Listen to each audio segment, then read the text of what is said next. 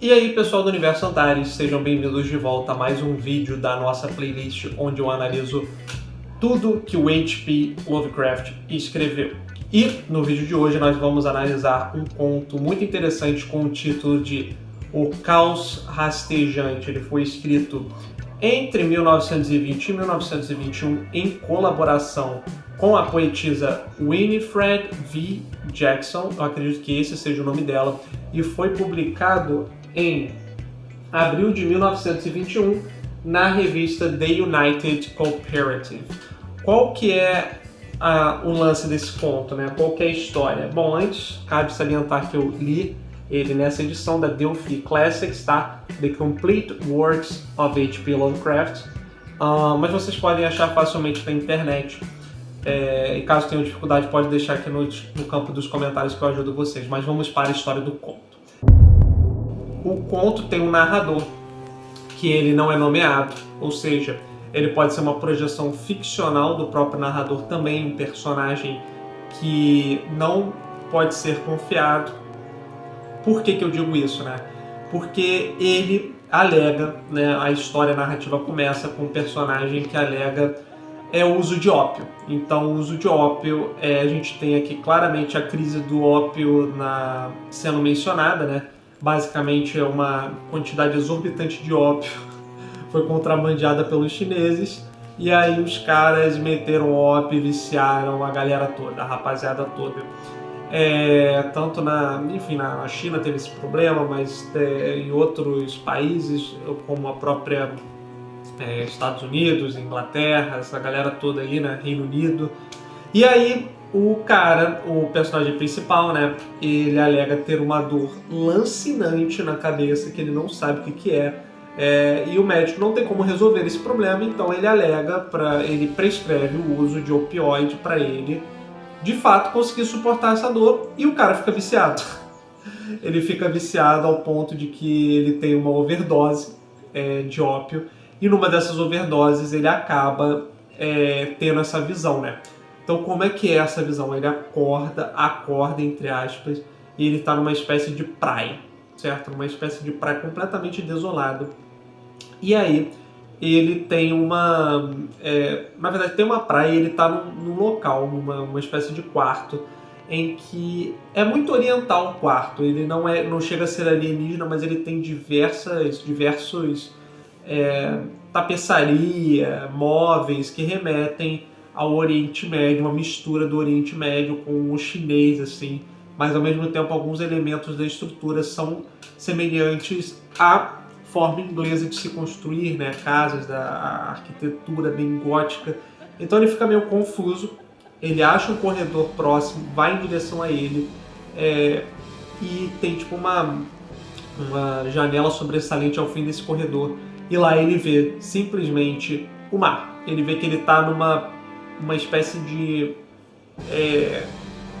ilha de terra, sabe? Um precipício assim de terra avermelhada, e tem dois mares que estão basicamente se degladiando, enquanto tem um enorme, como é que eles chamam aqui? Eu não sei explicar direito, um tornado, mas ao mesmo tempo dentro da água, sabe?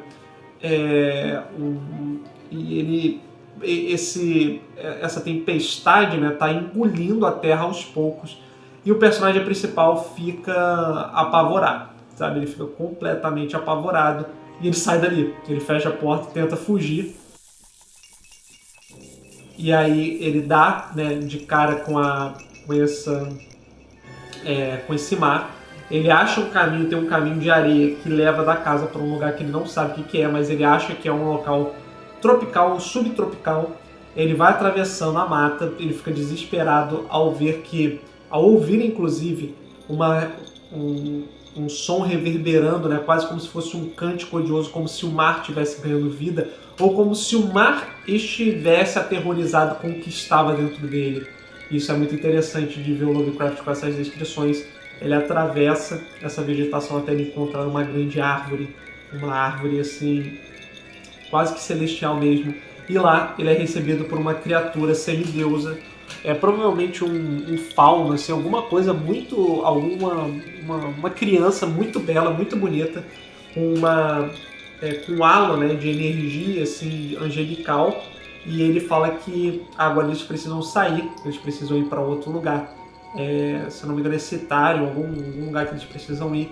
Eles vão acendendo junto com outros, né, outras dessas criaturas que estavam próximas dali estavam tendo esse cântico, e ele começa, né, a de fato acender com elas em direção ao espaço, e quando ele olha para trás, aquele pedaço de terra engolido, e as tempestades assolam toda a superfície do planeta. Ele consegue ver várias regiões, inclusive Paris, né, é citado aqui, tendo assim, tudo foi completamente dizimado e engolido pelas águas.